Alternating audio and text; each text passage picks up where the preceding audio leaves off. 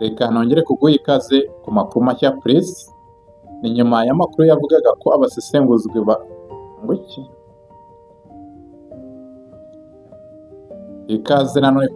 Ikaze nanone ku makuru mashya Pulisi. Inyuma y'amakuru yavugaga ko abasesenguzi bakomeye cyane bazi ibijyanye n'ibibazo by'umutekano no muri Afurika bari bakomeje kugira ijambo rikomeye cyane ku buyobozi bwa Perezida wa Leta Zunze Ubumwe za Amerika Donald Trump. Bakaba barimo Liam Carr ndetse n'uwitwa Yari Ford, aho bavugaga ko Leta Zunze Ubumwe za Amerika zikwiye gutangira gushyira igitutu kuri leta ya Tshisekedi niba koko zishaka ko amasezerano y'amahoro yasinyiwe i Washington hagati y'u Rwanda ndetse na Repubulika Iharanira Demokarasi ya Kongo byashyirwa mu bikorwa. Haravugwa amakuru avuga yuko noneho Amerika yamaze kuba yafatira ibihano bikomeye cyane intasi za M23 ndetse na FDLR, aho uzafatiye ibihano witwa Colonel John Imani Nzenze ukuriye ubutasi bwa gisirikare muri AFC M23, ndetse banafatira ibihano witwa Gustave Kubwayo uzwi nka Colonel Sinkuf ushinzwe inshingano nk'izo nanone z'ibikorwa by'ubutasi mu mutwe wa FDLR, ndetse akanaba umuyobozi w'ingabo zayo zo mu mutwe udasanzwe cyangwa se Special Force zo muri uyu mutwe wa FDLR. Murumva rero ko ibyo abasesenguzi bari bagaragaje uyu Donald Trump asa naho yabibonye mu ruhande rumwe, ariko nanone akongera kubitera utwatsi, bigaragaza ko yakomye urusyo agakoma n'ingasire, nubwo bwose yafashe ibihano kuri aba barwanyi bo muri FDLR, ariko nanone yongeye kwibasira cyane iyi AFC M23. ubona ko umwanya yahaye FDLR yagakwiye kuba yawuhaye FARDC cyangwa se ubutegetsi bwa Tshisekedi, akaba aribo yaba yagafatiye ibihano kugira ngo mbega babe bashyira mu bikorwa iby'amasezerano, bitewe n'uko FDLR yo ikora ibijyanye n'ibyifuzo bya Tshisekedi, iba idafite uburenganzira bwo gufata umwanzuro mbega ngo bumva ko hari icyahinduka mu bijyanye n'ibitero barimo bagaba kuri AFC M23, ari nabyo bituma agahenge katubahirizwa. Amerika yavuze ko yafatiye ibihano aba bombi mu rwego rwo gushyigikira gahunda y'amahoro ndetse no guhosha amakimbirane amaze imyaka myinshi cyane muri Repubulika Iharanira Demokarasi ya Kongo, ndetse ibiro bishinzwe kugenzura umutungo w'abanyamahanga muri Minisiteri y'Imari ya Amerika ni OFAC, mu itangazo ryasohoye kuri wa kabiri byavuze ko abo bombi bayobora imitwe yitwaje intwari ikomeje guhungabanya umutekano mu burasirazuba bwa Repubulika Iharanira Demokarasi ya Kongo, ndetse ikaba ifite amateka yo gukora ibikorwa bigiye bitandukanye by'ihohoterwa rikomeye ry'uburenganzira bwa muntu. Byose bikorwa hano muri Repubulika Iharanira Demokarasi ya Kongo. Ubona ko ariyo mpamvu babafatiye ibihano bihabanye n'ibyari byitezwe by'uko Leta Zunze Ubumwe za Amerika zabafatira ibihano bitewe n'uko bari kurwana cyangwa se bari kwica agahenge bashyizeho umukono, by'umwihariko kuri za FDLR zifatanya na ba Wazalendo ndetse n'ingabo za Repubulika Iharanira Demokarasi ya Kongo. Ubona ko bo bari kubafatira ibihano bijyanye n'ibikorwa wenda bibi cyangwa se ibikorwa bidaciye mu mucyo bakoze kera.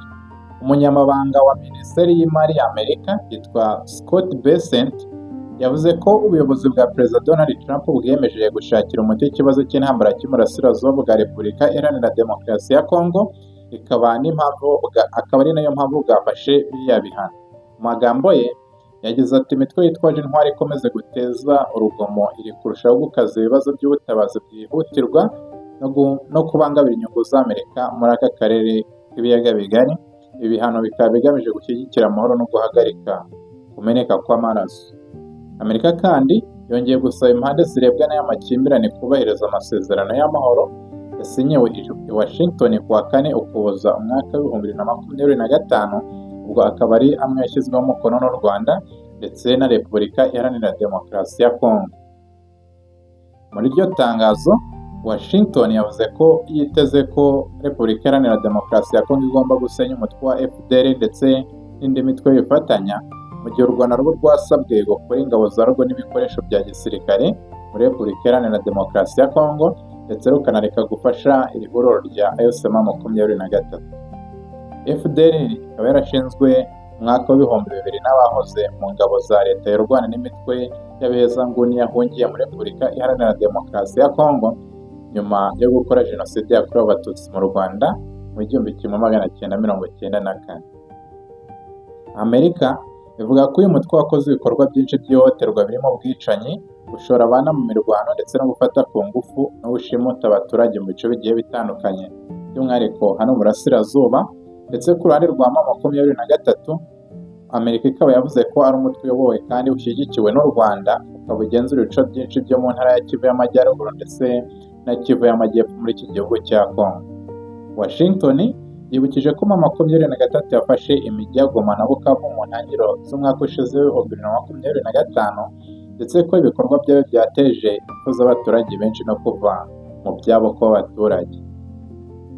Colonel Imani Nzenze wafatiwe ibihano avugwa nk'umwe mu bayobozi bakomeye ba AFC M23, ndetse akaba ari no mu bantu ba hafi cyane ba Sultani Makenga, usanzwe ari we uri ku rutonde rw'abafatiwe ibihano na Amerika, umuryango w'abibumbye, cyane ko ari we umugaba mukuru w'iki gisirikare cya M23.